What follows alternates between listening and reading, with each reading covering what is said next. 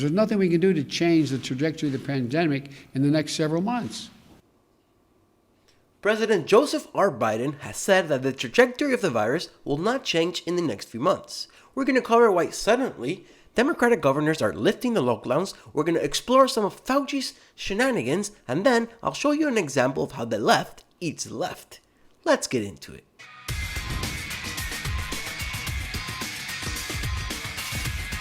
Before we get started, I think it's crucial to point out that the R in Joseph R. Biden stands for Robinette. Robinette. Have any of you heard that name before? Because I haven't. Please, if you have, comment down below. Robinette. Robinette.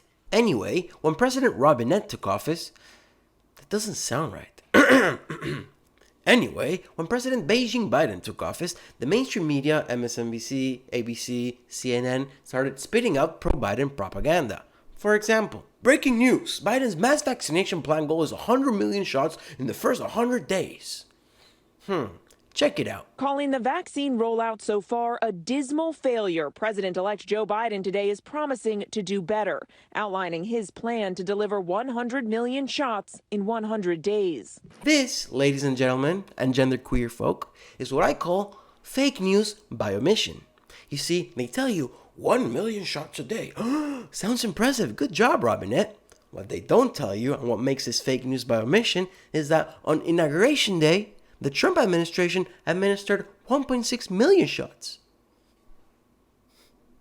You see the fake news now? Now that Robinette is comfy in the Oval Office, Governor Cuomo of New York saw it fit to, rescind the lockdown orders. We don't need to be hurting our own economy on purpose. The Orangeman is out of office.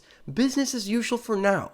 Across the country, in the failed state of California, Governor Newsome, emperor of the most draconian lockdowns in America, also lifted the lockdowns with no explanation whatsoever. Because, Orangeman is out of office. Business as usual, folks. Another person arguing for the lockdowns in defiance of the WHO was Anthony Fauci.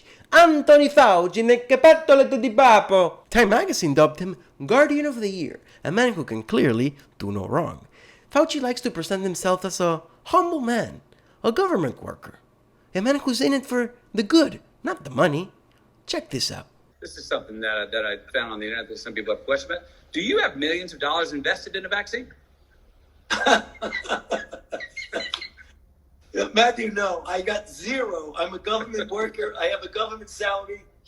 A typical government salary, say you? Let's get into it. We're not doing that again. Fauci makes $417,000 a year. That's more than the president. If he doesn't get a raise by the time the Biden administration is over, he's going to make an additional $2.5 million off your taxes. And mine. Nice. In comparison to the exalted Dr. Fauci, the president makes $400,000. Crazy Nancy makes $223,000. AOC takes home $174,000. And the 4-star general can make up to $268K. Fauci is making that ka-ching ka-ching. If any of these people deserve this amount of money, it's the president and the generals. The point I'm trying to make here is, Fauci is just like a politician. He's just like them. So don't let him fool you with this, I'm just a government worker. I just got a government salary. Fake news by omission. Fake news. And now, for a special segment I like to call The Left Eats the Left. Miley Cyrus was interviewed by a magazine called Out Magazine, the primary magazine for all your LGBTQ needs. In the interview, Miley describes herself as pansexual. And to that I say, what is pansexual?